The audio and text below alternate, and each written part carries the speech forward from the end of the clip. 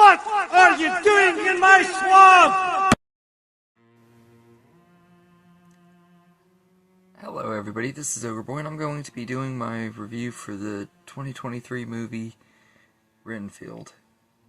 So, this movie is directed by Chris McKay, who also directed the Lego Batman movie. And in this movie, having grown sick and tired of his centuries as Dracula's lackey, Renfield finds a new lease on life, and maybe even redemption when he falls for feisty, penitorily angry cop Rebecca Quincy.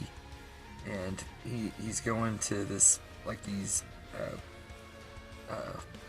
support groups and stuff to talk about his trauma and stuff and trying to get away from Dracula and everything. And of course Dracula wants to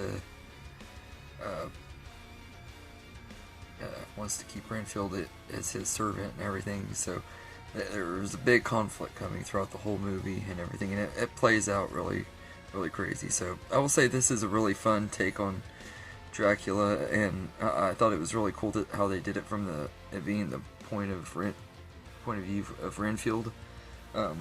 It just works really well, and I think the cast are great in here. Nicholas Hoult is really great as Renfield. He carries the movie really well and everything, and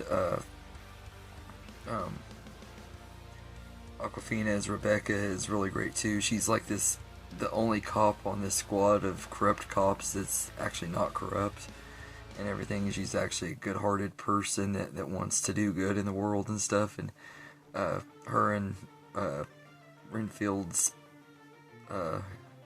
chemistry is really good. The two characters are really likable and they work good together, and their relationship throughout the movie, you know, the way it's built out, just works out really well.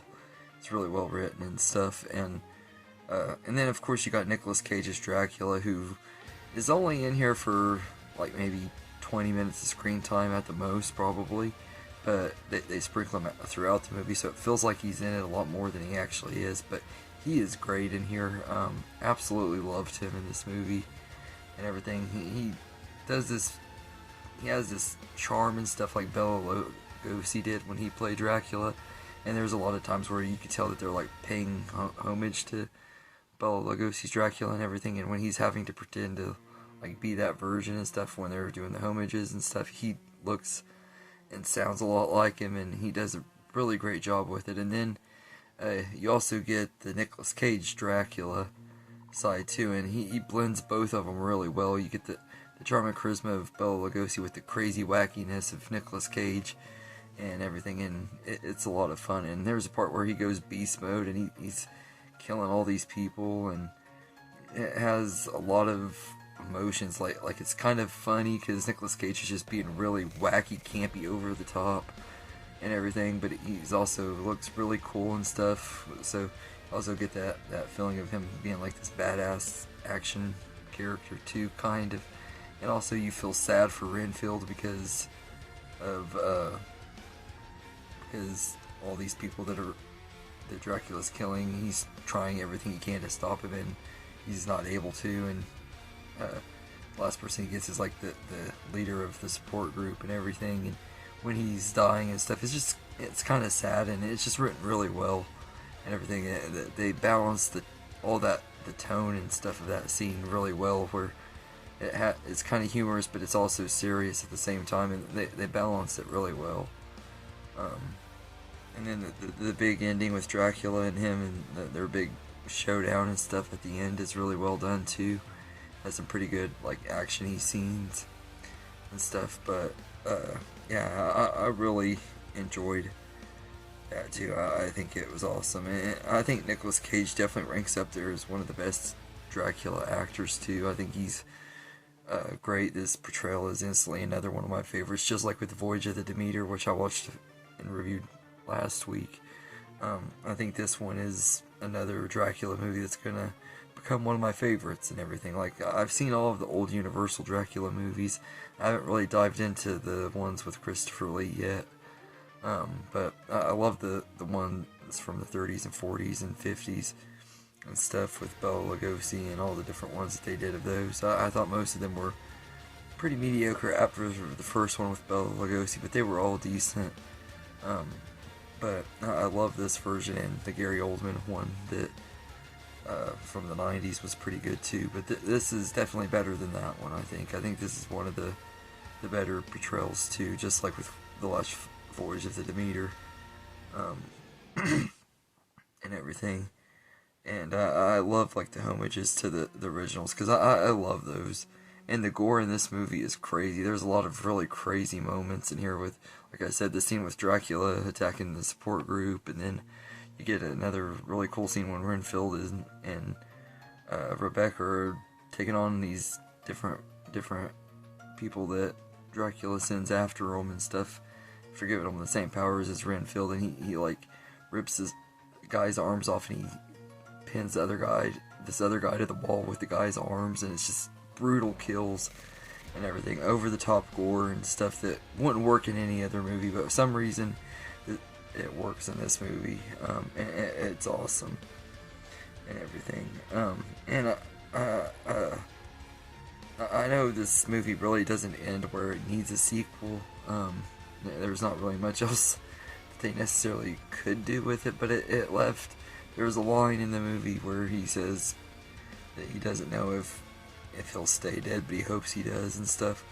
I hope that line was a hint that there could possibly be a sequel. I don't think there will be, though. This movie came out and flopped hard and everything, and it sucks that this movie underperformed so badly and everything. But the trailers just were not that selling. I don't think anybody was like super excited for it, and the people that did, I had heard say it was really entertaining and stuff.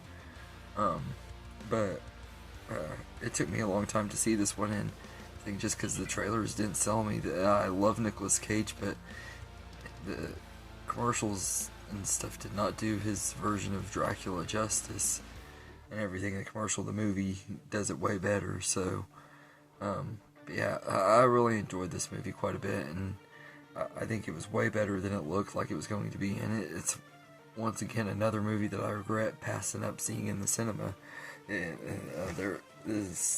Watching all these movies that I've missed out on this year have made me realize I gotta like pick what movies I'm gonna see a lot more.